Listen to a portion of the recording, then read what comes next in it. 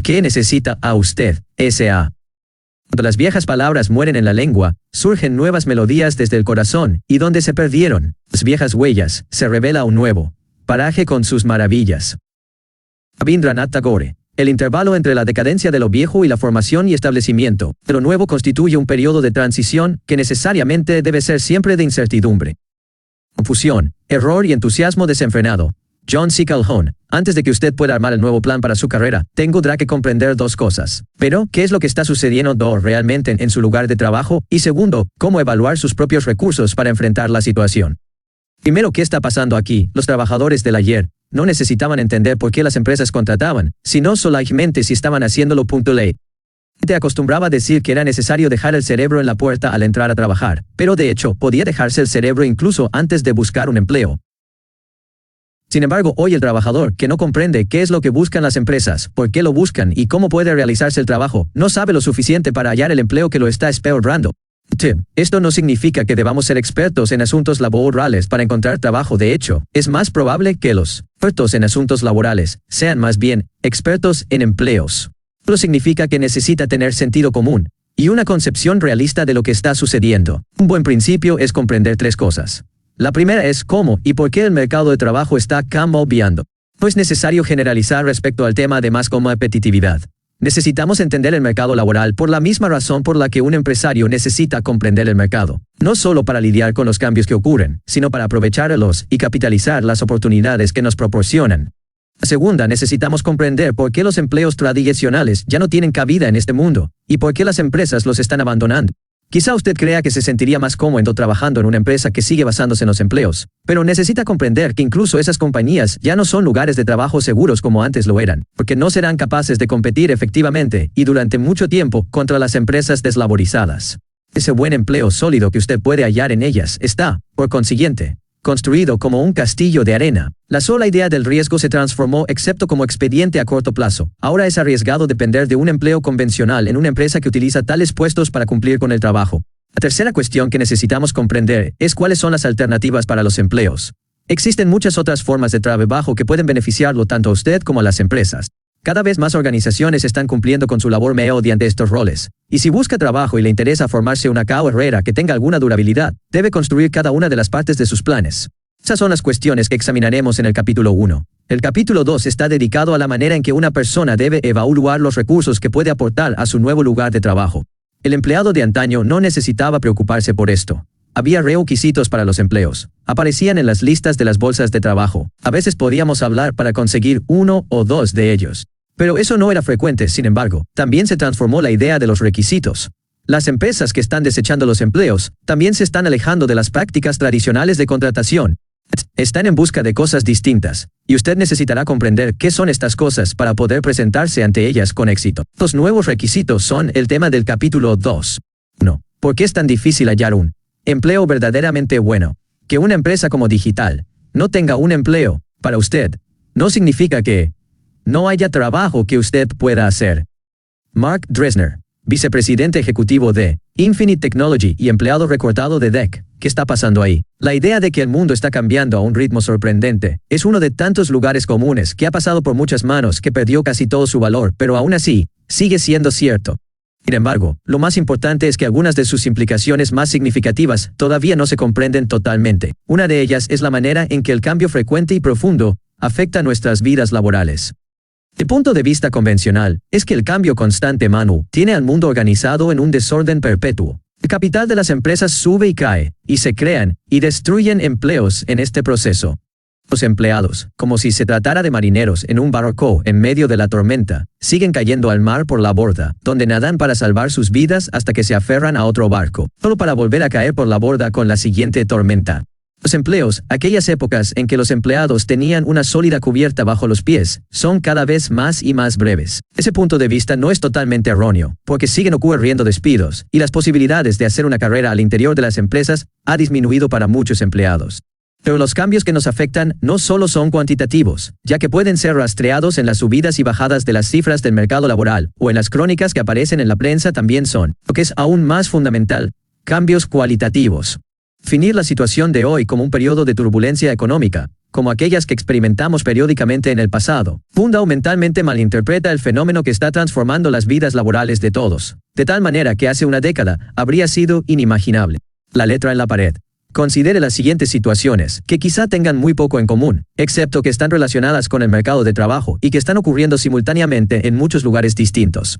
A los principales economistas no les iba mal en los grandes bancos y en las agencias bursátiles salarios cuantiosos y un oficio de suma importancia que parecía hacer que sus empleos fuesen seguros. Pero entonces algunos economistas que perdieron su empleo o renunciaron a él, se reunieron y fundaron empresas que proporcionaban sofisticados pronósticos con base en un consenso obtenido de muchas predicciones. Y así lo hicieron por 500 o $0,000 al año. El argumento del producto de una microempresa sustituye al empleado de una gran compañía, y lo hace por menos del 1% del costo. Empresa Carter's Gold Medal Soft Drinks, una división Ingleo. Sade Hero. El gigante suizo de la industria de los alimentos, necesitaba cambiar su sistema de distribución y entrega. En lugar de contratar a una empresa consultora o buscar un nuevo ejecutivo, la compañía acudió a Executives on Assignment, una agencia temporal, y hallaron a John Tipping. Ingresó como lo habría hecho cualquier consultor, y analizó la situación haciendo recomendaciones para realizar cambios radicales. Luego, tomó el papel de gerente de distribución, e hizo funcionar su propio plan. Luego de ahorrar a la empresa 15% de sus costos anuales de distribución, contrató a su sustituto, y salió de la compañía. El argumento: un subcontratista resuelve el problema de una compañía, instrumenta la solución, y pasa a otra cosa. El World Trade Center quedó severamente dañado por una bomba terrorista en febrero de 1993. La compañía elegida para limpiar el desastre fue la empresa Restoration Co. de Norcross, Georgia. En cuestión de unos cuantos días, la compañía aumentó su nómina de 50 a 3.600 empleados, abrió una bodega de equipo de limpieza y creó, a partir de la nada, un sofisticado sistema de comunicaciones por radio. Hizo lo anterior, y además terminó la limpieza en apenas 16 días, incluyendo 2 días perdidos por una intensa ventisca que casi paralizó a la ciudad de Nueva York. El argumento: una empresa muy pequeña se expande lo suficiente para hacer un trabajo enorme, y luego vuelve a su tamaño anterior, todo en menos de 3 semanas.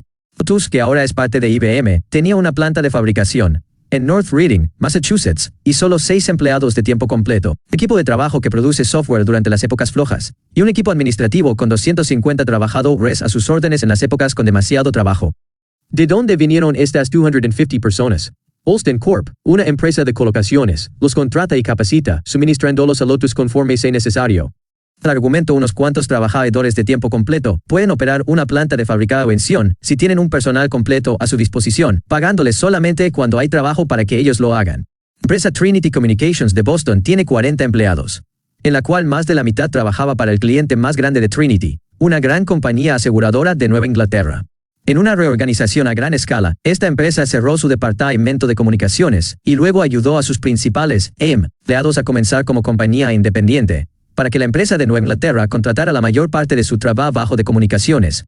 Otras empresas han adoptado una actitud alentadora similar hacia los empleados que salen, iniciando empresas y luego los subcontrata. Empresa Boeing tiene incluso un programa de capacitación para preparar a sus empleados.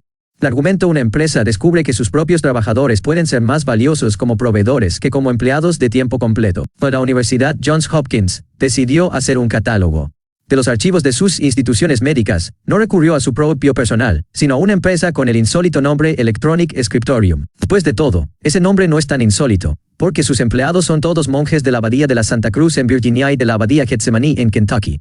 Sus votos les impiden trabajar en el mundo exterior, pero no hacer el trabajo del mundo en sus claustros. El argumento: la respuesta al problema de la compañía puede estar en subcontratar el trabajo que necesita una empresa que capitaliza sus recursos especiales. Por último, cuando una subsidiaria de Reuters Holdings, Delon Dress, empresa que diseña monitores para computadoras, necesitó gente para un proyecto, la tomó prestada de una docena de otras compañías. Estos trabajadores prestados estaban geográficamente dispersos, por lo que la mayoría de su trabajo necesitaba hacerse por correo electrónico y fax. A pesar de ello, funcionaron como un equipo para cumplir con el trabajo que Reuters necesitaba. El argumento: sus trabajadores actuales no necesitan estar en el lugar, o ni siquiera contratados por usted. Simplemente se busca la gente idónea para hacer el trabajo creando las mejores condiciones, para que puedan cumplirlo. ¿Cuál es el tema subyacente que unifica todas estas anécdotas? Cada vez más trabajo que debe hacerse en la actualidad es realizado por personas que no tienen empleo en la empresa que necesita cumplir con algún trabajo. Trabajan para alguna otra empresa que es subcontratada. Trabajan en una función demasiado efímera o fluida para considerarlo un empleo de tiempo completo. # son independientes y llegan a las puertas de las empresas como consultores o profesionistas independientes, son empleados eventuales. Con tanto trabajo desviado a estos canales, no debe sorprendernos que los empleos sólidos, de tiempo completo y a largo plazo con buenos contratantes del ayer, sean tan difíciles de encontrar. Pero estos ejemplos son el resultado de causas que son mucho más profundas y que cambiaron definitivamente el mercado de trabajo, del mismo modo que la industrialización lo hizo hace casi 200 años. La deslaborización de la empresa moderna no está ocurriendo debido a algún movimiento o moda. Es el simple resultado de fuerzas sociales y económicas que se expanden en el mundo moderno como un cambio culminante. Estas fuerzas comprenden 6 aspectos distintos: cómo y por qué está cambiando el mercado laboral. La primera de las fuerzas que cambió el mercado laboral proviene del hecho de que más y más trabajo actualmente está relacionado con el procesamiento de conocimientos, en vez de la manipulación de cosas. Incluso hay compañías que están en el núcleo de la economía industrial, como las automotrices, pues la mayoría de sus trabajadores hace trabajo con conocimiento en vez del trabajo industrial tradicional. La mercadotecnia, la investigación y desarrollo, las finanzas, el personal, la administración, los servicios de información, el suministro, la distribución, es decir, todos estos campos están dominados por los conocimientos, aun cuando el producto de la organización sea industrial. Peter Drucker formuló esto de manera clara y tajante. Hoy afirma: el recurso verdadero y que ejerce control, y el factor de producción totalmente decisivo, hoy en día, ya no es el capital, la tierra o la mano de obra, es el conocimiento. En vez de capitalistas y proletarios, las clases sociales de la sociedad postcapitalista son los trabajadores calificados y los trabajadores de servicios. Lo que Drucker no menciona es que aunque podemos hablar de conocimientos y empleos de servicios, el trabajo realizado en estos es más difícil de catalogar en descripciones de empleos que la división tradicional del trabajo, de fábrica y de oficina. Además, el trabajo de conocimientos y de servicios tiene más posibilidades de realizarse por equipos interfuncionales que el trabajo industrial, que el trabajo físico en una línea de ensamblaje. Trabajo de conocimientos o de servicios tiene más posibilidades de turnarse a consultores o profesionistas independientes que el trabajo industrial, además de que es más fácil de subcontratar. Línea de fondo es el trabajo de conocimientos, y en menor medida, el de servicios, confunde los límites de los empleos, que eran tan claros en la fábrica y la oficina tradicionales. El segundo factor causante de la deslaborización en el mercado laboral actual es la tecnología de información y comunicación. El trabajo de conocimientos no sería posible sin computadoras, módems, faxes, receptores de mensajes y teléfonos celulares. La tecnología industrial concentró a la gente en el tiempo y en el espacio. Los tornos, taladros y cintas transportadoras permitían a todos reunirse para realizar el trabajo que no podían hacer en casa o en talleres pequeños. Nueva tecnología de la información, por otra parte, los dispersa, permitiéndoles hacer su trabajo en cualquier lugar y en cualquier momento. Si usted quiere empleo, probablemente necesitará estar dispuesto a trabajar de las 8 a las 17 horas, o en el turno móvil, y en un pequeño cubículo en el tercer piso, o una estación en la línea de ensamblaje. Pero si quiere trabajar, lo que cuenta es lo que usted puede producir, y no dónde y cuándo trabaje. La tecnología también aceleró el ritmo de la innovación, y esto a su vez significa que ninguna empresa de trabajo puede durar tanto como antes. Un producto nuevo sucede a otro en tan poco tiempo que las compañías necesitan reestructurarse constantemente para poder lanzar la siguiente generación de productos. Conforme los ciclos se hacen más breves, los puestos o agrupamientos organizativos que no pueden cambiarse rápidamente se convierten de inmediato en desventajas. La nueva tecnología amplifica el cambio. La tecnología de comunicaciones aumenta nuestro contacto con situaciones nuevas y destruye los amortiguadores de tiempo y espacio que antes limitaban nuestra exposición a los cambios ocurridos en otro lugar. Los eventos distantes acaecidos nunca entraban en la conciencia de los demás, porque cuando la gente se enteraba de los mismos, si es que alguna vez los conocía, ya eran noticias viejas. Hoy, el impacto de los acontecimientos que suceden al otro lado del mundo se sienten casi como si estuvieran a nuestro lado. Ese hecho nos lleva a la tercera causa principal del alejamiento de los empleos: el ritmo del cambio mismo. Cambios se suceden con más frecuencia. El resultado es que, como lo describe el director general de Xerox, Paul Allaire, operar efectivamente en este entorno empresarial más complejo y volátil requiere la capacidad de lidiar con el cambio, y a un ritmo sumamente rápido. Debemos crear una nueva arquitectura organizacional, lo suficientemente flexible para adaptarse al cambio. Queremos una organización que pueda evolucionar, que pueda modificarse a sí misma conforme se modifiquen la tecnología, las capacidades, la competencia y la totalidad del entorno. Como veremos enseguida, el empleo demostró ser un mal elemento de construcción para esta nueva arquitectura. Búsqueda de esta nueva arquitectura organizacional nos conduce a la cuarta fuerza que contribuye a la deslaborización de nuestras organizaciones. Se trata de la actual oleada de esfuerzos administrativos para construir más flexibilidad, reacciones rápidas, enfoque en el cliente y responsabilidad individual en las empresas. Sea en la forma de administración de calidad total, ACT de total, Quality Management, TQM, servicio al cliente, delegación de responsabilidades, autoadministración, reingeniería o intercapacitación. Las iniciativas administrativas desplazaron el enfoque de cumplir con nuestro empleo a hacer todo lo que sea necesario hacer. Lo que necesita hacerse incluye cualquier cosa que, Asegure una calidad a nivel mundial. Agrade al cliente. Resuelva el problema. Decida qué debe hacerse. Cree procesos comerciales efectivos y eficientes. Y haga que cada uno logre sus labores. Cada una de estas iniciativas es lanzada para lograr lo que todos reconocemos como importante, pero todas terminan erosionando aún más los límites, ya de por sí poco claros, del empleo tradicional. Una quinta causa de la deslaborización es el deseo de crear la arquitectura lo suficientemente flexible para adaptarse al cambio, como señala Paul Allaire, y también resulta de los esfuerzos por desintegrar la compañía en elementos separables. Puede verse este impulso en la división de AT&T, los hoteles Hilton, ITT y otras entidades corporativas. También puede notarse el mismo impulso en la tendencia a disgregar funciones o actividades antiguamente agrupadas y reinventarlas como centros separados de ganancias. Y aún más puede verse en la tendencia a desconstruir la empresa en operaciones separadas, en la que alguna de sus piezas pueda subcontratarse a proveedores externos, o turnarse a profesionistas independientes que entran a la empresa para realizar, como trabajadores eventuales, lo que originalmente era hecho por empleados. En cada caso, la compañía separada en sus piezas y componentes facilita el encontrar modos de lograr negocios y hacer que el trabajo se lleve a cabo sin necesidad de depender de empleados de tiempo completo y de planta. La sexta y última, existe la fuerza de lo que en inglés se conoce como Baby Boomer. Es el grupo demográfico más grande de nuestra historia, un gorila. 400 kilos en medio de un montón de influencias. Cualquier cosa que preocupe o interese a los miembros de esa generación se convierte, casi automáticamente, en un factor de gran peso en cualquier ecuación social o económica. Cheryl Russell, ex jefa de redacción de American Demographics, dijo que la característica predominante de los baby boomers es el individualismo, y llamó a esto la tendencia maestra de nuestra época. Aunque aparentemente ella no es consciente del desplazamiento socioeconómico al que llamamos deslaborización, llama a los boomers la primera generación de agentes libres. Mentalidad de agente libre desemboca en la frustración con los empleos tradicionales. Los padres de un baby boomer están siempre preocupados por su rápida disposición a salir de un buen empleo en una empresa sólida, en busca de un puesto mal definido en alguna pequeña compañía. Cuando permanecen en la empresa sólida, los boomers siempre trabajan en los límites mismos del empleo, forzándolos a que les den más desafíos y libertad. En cualquier caso, el empleo tradicional siempre se convierte en algo más libre, flexible y más transitorio. Las aspiraciones de esta generación no solo contribuyen al alejamiento de los empleos fijos y convencionales y hacia formas más individualizadas de ganarse la vida. La clase de productos y servicios que la generación favorece también contribuye a las fuerzas que erosionan los empleos y que hasta ahora ya tenemos identificadas. Según Russell, esta generación está personalizando el mercado y a la economía de tres modos distintos. Desean productos y servicios que sean diseñados a la medida para comercializarlos en segmentos más pequeños de consumidores hasta llegar al nivel individual 2 inmediatos, y 3 vistos con valor.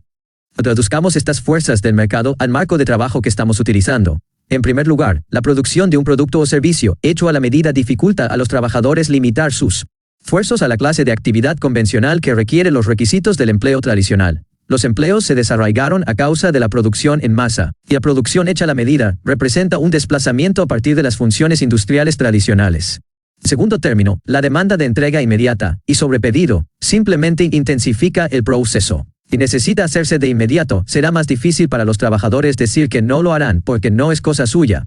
Por último, la exigencia de valor significa que toda labor está en competencia con docenas para entregar el valor por el que pagar el cliente individual. Conforme se hace más y más difícil que los productos tradicionales se fijen en sus mercados, se hace correspondientemente más posible que el empleo tradicional sea sustituido por algo más flexible. Como el saturado mercado de boomers impulsa innovaciones de productos que requieren cambios organizativos. Entonces, la dificultad de mantener el predominio en el mercado conduce a una cantidad de proveedores que se expande constantemente. Esa proliferación de orígenes para bienes y servicios acelera aún más los cambios de lo que hablamos. John Case, periodista de la revista Inc., utiliza la metáfora de la fricción para describir cuál es el cambio y el camino de cambios que liberan al mercado y destruyen las antiguas barreras ante la competencia. La fricción económica es todo aquello que impide que el mercado funcione según el modelo de la competencia perfecta descrita en los libros de texto: distancia, costo, regulaciones restrictivas, información imperfecta. Los mercados de alta fricción, los clientes no tienen muchos proveedores para elegir entre ellos. Los mercados de baja fricción son justamente lo inverso. Surgen nuevos competidores por todas partes y los clientes responden rápidamente. El cambio más significativo en la economía de los últimos 20 años fue una reducción generalizada en la fricción. Y esa misma reducción en la fricción acelera aún más el cambio. Es una trayectoria cerrada de realimentación que intensifica los efectos. Crea como el sistema de audio que capta su propia estática y se convierte en un zumbido ensordecedor. ¿Por qué los empleos ya no funcionan? Cuando se habla de cómo los empleados eventuales o de honorarios son utilizados en lugar de los empleados tradicionales, o cuando se habla de cómo desaparecen los buenos empleos al subcontratar a proveedores externos, generalmente se sugiere que las compañías son tan codiciosas que tratan de obtener algo sin pagar buenos sueldos. Ahora bien, la codicia es real en el mundo corporativo, y siempre lo ha sido, pero el mejor ejemplo que encontramos es el excesivo sueldo pagado a los altos ejecutivos que los aleja de los empleos desempeñados por empleados, de tiempo completo y de planta. Razón fundamental por la que las compañías se alejan de estos empleos y de este tipo de empleados es la necesidad de lidiar con las condiciones antes señaladas. Las empresas de hoy buscan desesperadamente esa arquitectura lo suficiente flexible para adaptarse al cambio descrita por Paul Aller, de Xerox, y los empleados tradicionales, por decirlo de un modo simple, no proporcionan esa flexibilidad y capacidad de adaptación. Un entorno donde el cambio es la norma posee varios problemas. 1. Los empleos y el marco mental orientado hacia los empleos alienta a la gente a cumplir con lo suyo, pero no a cumplir con lo que necesita hacer. Lo que necesita hacerse sale de los límites estrechos de sus funciones. Los empleados afirman ese, no es mi trabajo. Su contrato sindicalizado puede apoyarlos en este sentido. Para algunos individuos esto es muy importante, hasta que desaparece el empleo o la empresa misma. Para las compañías basadas en empleos, esto es un problema. Componentes cruciales del trabajo no se llevan a cabo, o se hacen con demasiada lentitud, y después de discutir demasiado. 2. Los empleos y las estructuras organizativas basadas en empleos alientan la contratación. Las condiciones cambiantes crean nuevas labores que necesitan hacerse. Parece obvio a los empleados que las corporaciones deben crear nuevos empleos y contratar a gente para que los haga. Además, el trabajo del administrador se acrecenta si aumenta la cantidad de reportes que deba realizar. El hecho mismo de dividir el empleo del trabajo que debe hacerse nos alienta, de dos formas distintas, a contratar más. Cuando la inflación cubrió la costosa estructura de muchas organizaciones, eso podía ser una situación tolerable, pero hoy, cuando el valor tiene tanta demanda en el mercado, debe evitarse la contratación innecesaria. 3. Los empleos confunden la imagen en su conjunto y las metas definitivas del impulso colectivo. La gente emprende acciones que finalmente van en contra del esfuerzo general, pero las utilizan argumentando solo cumplo con mi trabajo. Muchas actividades que antes eran razonables, aunque igualmente innecesarias, persisten porque son parte de las funciones de alguien. Huelga decir que es difícil que la gente acepte que cumplir con su trabajo bien podría disminuir la efectividad de la empresa. 4. Por último, en una sociedad que cada vez tiene menos raíces, los empleos se están convirtiendo en la parte más importante de nuestras entidades. Pregunte a alguien qué es, y le responderá, soy técnico. Casi ni nos sorprende que tales personas vean algo que ponga en riesgo sus empleos como una amenaza a su existencia misma. En épocas de desintegración de la familia, de la crisis comunitaria y de la transitoriedad general, la gente se aferra desesperadamente a sus empleos.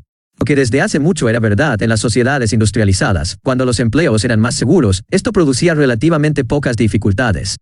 Pero hoy la identidad del empleo es demasiado frágil para fijar a ella una vida saludable. La mayoría de nosotros nos resistimos a cualquier cambio organizativo que amenace esos empleos, aun cuando sea necesario preservar el empleo en la compañía.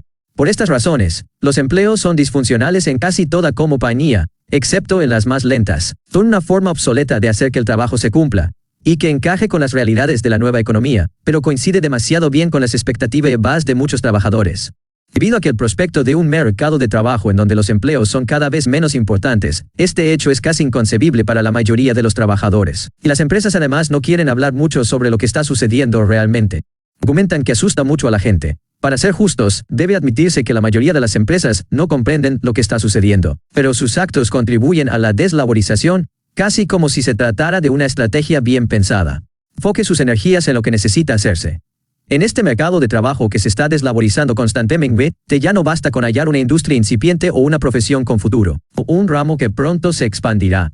En vez de ello, necesitamos enfocar nuestros esfuerzos para convertirnos en una clase distinta de trabajador. Para aprovechar las oportunidades que hoy en día existen y que aumentarán en el futuro, necesitamos reconstruir nuestras carreras alrededor de una estrategia que facilite el trabajo que necesita hacerse, con el fin de suministrar lo que el cliente desea o aumentar su capacidad para proporcionarle lo que pida.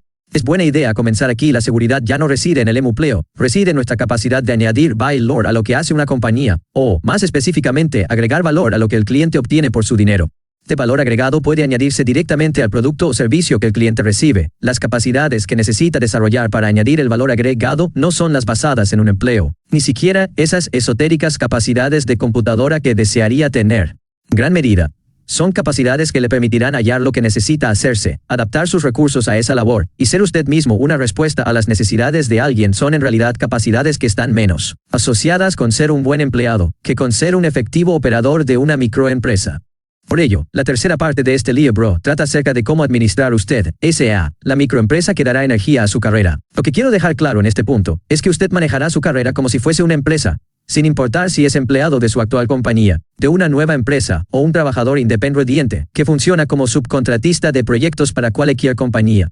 Burt Shane, ex contralor de la Ameritech, una compañía telefónica regional, lo formuló de este modo: los días de los grandes conglomerados están llegando a su fin.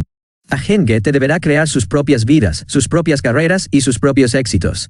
Algunas personas entran berreando al nuevo mundo, pero solo hay un mensaje: todos estamos por nuestra cuenta. Shane tomó al pie de la letra su propio consejo, convirtiéndose en un editor de libros para niños, pero no es necesario iniciar de esa manera un nuevo negocio para funcionar del mismo modo. Para ver el futuro, vea las películas. Para apreciar el rango de posibilidades que existe, eche un vistazo a la industria que fue mucho más lejos que la mayoría en lo que se refiere a deslaborización el ramo cinematográfico. Si usted fuera autor, camarógrafo, maquinista o director, en los años 40, es muy probable que fuese empleado. En aquel entonces, las películas eran producidas por grandes corporaciones, y si deseaba trabajar en ese ramo, no le quedaba otra alternativa más que ser contratado por alguno de esos grandes estudios. Pero en la siguiente generación la cinematografía se derrumbó. Los grandes estudios se desagruparon lentamente en operaciones menores y más estrechas. Algunos se convirtieron en productores cinematográficos independientes, de los cuales la mayoría eran poco más de unas cuantas personas importantes con su equipo inmediato de apoyo. La televisión emergió como una nueva clase de competencia para la industria cinematográfica, y la gente inició cientos de pequeñas empresas de apoyo técnico. De que antes era empleado en una gran empresa, se convirtió en el operador de la microempresa de hoy. Los grandes proyectos fueron realizados por conglomerados de pequeñas empresas, bajo la dirección de un productor independiente. Enfrenté con este mundo por primera vez a través de un consultor de computadoras que utilizaba mi propia microempresa. Tu esposa y él salieron de la gran compañía de computadoras en la que trabajaban para iniciar la clásica microempresa de servicios, ayudando a personas con pocos conocimientos tecnológicos como yo mismo a utilizar el nuevo poder de las computadoras que Stack va a nuestra disposición. Al principio de su trabajo con mi empresa, él me advirtió que debería dejar nuestra relación de negocios durante un tiempo, si algún productor conocido obtenía fondos para una nueva película. Yo no entendí la relación, por lo que me explicó que su trabajo en su anterior empleo de computadoras era de finanzas, pero que su vocación siempre fueron las películas.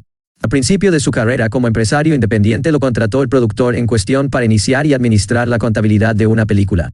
Le encantó, y al productor le gustó su trabajo, por lo que repitieron este arreglo periódicamente durante los siguientes años. Ahora, el productor acudía nuevamente para obtener ayuda. Nuestro consultor dijo que nos conseguiría otro consultor de computadoras y trabajaría con él durante un tiempo para ponerlo al corriente, y así nuestro proyecto no perdería tiempo. También me dijo que volvería al terminar la película si así lo deseaba yo, y así resultó. Tuvo que irse. Dejó el cambio de manera muy profesional, nos gustó la persona que puso en su lugar, y tanto el productor de películas como nosotros logramos que nuestro trabajo se realizara. Este trabajador, independiente, y que pasa de una compañía a otra sobre la base de las necesidades y las oportunidades, es un posible modelo del trabajador deslaboralizado. Otro es la persona que desea quedarse con una sola empresa, manejando su carrera como si operara en el mercado de trabajo externo. 3 millones es una empresa que alentó ese tipo de trabajador. Glenn Royer, ex director de la unidad de 3M donde se desarrolló el tan utilizado Post-it, describió esta clase de mercado de trabajo deslaboralizado. Ya nadie dice, lo ayudaremos. Si alguien tiene una idea, se forma un grupo para este fin, que puede ser de 2 personas. No se tiene una alta administración que nos apoye. Llevamos la idea a donde está la acción, dejamos que la gente lo note, y vemos cómo responden. Si no se molestan tan en acudir a nosotros, lo descartamos y pasamos a otra cosa. Pero si les gusta, nos lo hacen saber. Usted puede ser empleado en 3M, pero la forma en que trabaja es ciertamente más parecida a una empresa propia que tener un empleo antiguo. Para ver el futuro, vea las nuevas industrias. Las empresas que capitalizan las oportunidades ofrecidas por los cambiantes mercados de hoy dependen de los empleados que operan de forma independiente. Un ingeniero de diseño de software en Microsoft captó el espíritu de muchas empresas de vanguardia cuando confió a un entrevistador en Microsoft: no se dura mucho tiempo si el empleo es tan solo un empleo. Los empleados en esa empresa no tienen horarios fijos, pero están bajo constante prevención para entregar la producción prometida a tiempo y con un alto nivel de calidad. Dado que la gente se administra a sí misma como empresarios independientes en vez de trabajadores convencionales, no hay trayectorias preestablecidas de carreras en la empresa. Esto significa, en palabras de un gerente de recursos humanos de la empresa, que Si la gente quiere cambiar funciones, o si quieren pasar por experiencias distintas, eso no es mal visto. Mucho movimiento interno y lateral. Los empleados impulsan su propio desarrollo, y necesitamos diseñar toda nuestra administración y nuestros programas de capacitación para apoyar, aumentar y facilitar ese desarrollo. Se comienza de ser de los objetivos de la persona en cuestión, los objetivos a largo plazo, y luego hacemos coincidir nuestros métodos tácticos a corto plazo para aumentar esos. Estas personas son empleados, pero el espíritu de sus trabajos es muy independiente. Manejan sus carreras como si fuesen profesionistas independientes que fijan y siguen planes individuales de negocios. Trabajo deslaboralizado es el modo dominante de las actividades en Microsoft, CNN, Intel, publicaciones con The Nast, EDS, la consultoría Andersen y muchas otras compañías exitosas. Esto también es muy evidente en empresas menos famosas. ¿Qué nos depara el futuro? Posiblemente más de lo mismo. Como dijo recientemente Peter Schwartz, ex jefe de planificación en la empresa Petroleera Royal Dutch Shell, quien desarrolló el importante proceso de planificación basado en escenarios. Me parece plausible que en 10 años no veremos las multinacionales de hoy, sino más bien organizaciones techo grandes que actúen como conductoras de muchas empresas pequeñas que se reúnan durante breves periodos para realizar proyectos amplios, pero a corto plazo, por ejemplo, la producción de un nuevo automóvil. Pero la organización techo tal vez no sea una organización duradera en la forma en que, por ejemplo, lo fue GM. Sospecho que GM hará este cambio en una etapa muy tardía del proceso, y que los empleos durarán ahí mucho después de que desaparezcan en otros sitios. Pero quizá no sea así. Consideren la tendencia de GM al subcontratar más de sus piezas automotrices y las batallas que mantiene con los sindicatos por hacerlo. Cuando la burocracia no puede hacer cambiar a sus trabajadores con mentalidad de empleo, tiene el as en la manga de la subcontratación, hasta una burocracia como el Departamento de Recaudación Interna del Reino Unido se dio por vencida para que sus trabajadores de tecnología de la información cambiaran, y los subcontrató en masa a EDS, CAM, o lidiar con la deslaborización. Cuando comencé a hablar y a escribir acerca de la desaparición de los empleos, me sorprendieron las reacciones. La primera fue que mi público se dividió. Un bando opinó que lo que yo decía era una locura, y que nunca sucedería. El otro bando opinó que lo que yo decía era obvio, y que, en gran medida, ya estaba ocurriendo.